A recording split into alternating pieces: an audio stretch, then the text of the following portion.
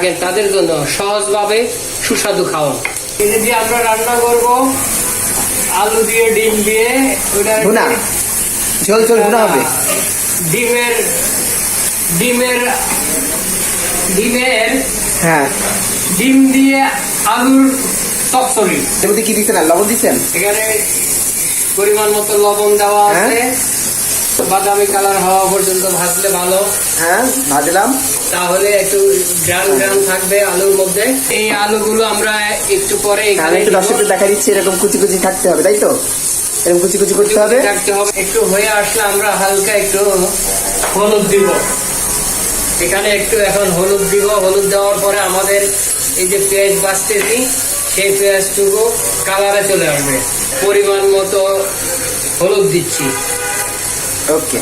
একটু যারা আবার একটু রং বেশি পছন্দ করেন তারা আবার একটু বেশি হলুদ দিতে পারেন, আর যারা না দিলেও তো চলে, তাই তো? রং যারা পছন্দ করে না তারা না দিলেও চলে। এই এখন দেখবেন এই যে পেঁয়াজের মধ্যে একটা হলুদের কালার চলে আসলো, আপনারা দেখতে পাচ্ছেন। পেঁয়াজ আর মরিচ সুন্দর একটা ফ্লেভার বের হচ্ছে, সুন্দর একটা ভাজা ভাজা ফ্লেভার বের হচ্ছে। চাইলে আপনি এই পেঁয়াজ দিয়ে ভাত খেতে পারেন, যে সুঘ্রাণ বের হচ্ছে।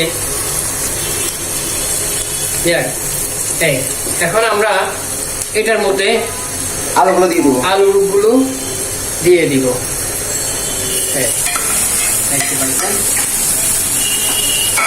আলুগুলো দিলাম, এবার পেঁয়াজগুলো দিয়ে ভালো করে আমরা মিশিয়ে নিব।